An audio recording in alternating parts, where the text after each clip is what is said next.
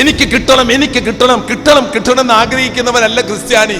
കൊടുക്കണം, കൊടുക്കണം, കൊടുക്കണം. നിങ്ങൾക്കറിയോ, 33 വയസ്സ് വരെ ഈ ലോകത്ത് ജീവിച്ച് ചക്രവർത്തി പദം അലങ്കരിച്ച ഒരു മനുഷ്യനുണ്ടായിരുന്നു. അയാളുടെ പേരാണ് അലക്സാണ്ടർ ചക്രവർത്തി.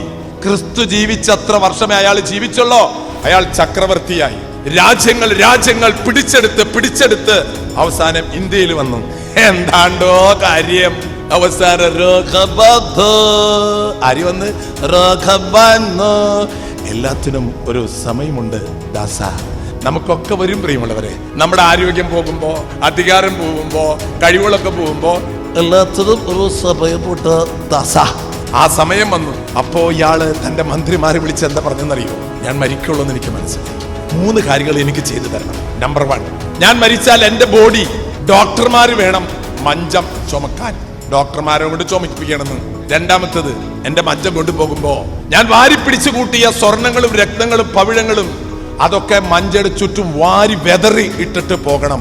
3, ഞാൻ മരിച്ച് മഞ്ചയിൽ നിങ്ങൾ കിടത്തുമ്പോ ആ മഞ്ചയുടെ പുറത്തേക്ക് 2 കൈ ഇങ്ങനെ തുറന്നു വെക്കണം, എന്നിട്ട് വേണം കൊണ്ടുപോകാൻ. ഇയാളോട് ചോദിച്ചത് എന്തിനത്?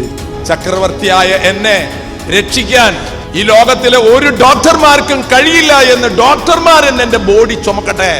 നീ നിന്റെ മകൻ ഡോക്ടറാണെങ്കിലേ നീ മരിച്ചാൽ നിന്റെ മഞ്ച ചോക്കുന്ന നിന്റെ മകനായ ഡോക്ടർ. രണ്ടാമത്തത്, ഞാൻ വാരി വലിച്ചുണ്ടാക്കിയ സ്വത്തും പണവും ഇതൊക്കെ വാരി വലിച്ചെറിയ. കണ്ടില്ലേ, കോവിഡ് വന്നപ്പോ ഇറ്റലിയിലെ ഒരു മനുഷ്യൻ നോട്ടുകളിന് വാരി വലിച്ചെറിയ. കണ്ടില്ലേ നിങ്ങള് വാട്സപ്പില്? എന്തേ? മൂന്നാമത്, കൈ പുറത്തേക്കിടണം. ഞാൻ വെറും കൈയോടെയാണ് വന്നത്, പോകുമ്പോൾ വെറും കൈയോടെ പോകുന്നത്. പ്രിയമുള്ളവരെ, നിങ്ങൾ വെറും കൈയോടെ പോകരുത്. കൈ നിറയുണ്ടാകണം. ക്രൂശിതനായ ക്രിസ്തുവിനോടുള്ള സ്നേഹത്തിന്റെ, സഹനത്തിന്റെ മുത്തുകൾ ജീവിതത്തിൽ സൂക്ഷിച്ചു പിടിക്കണം.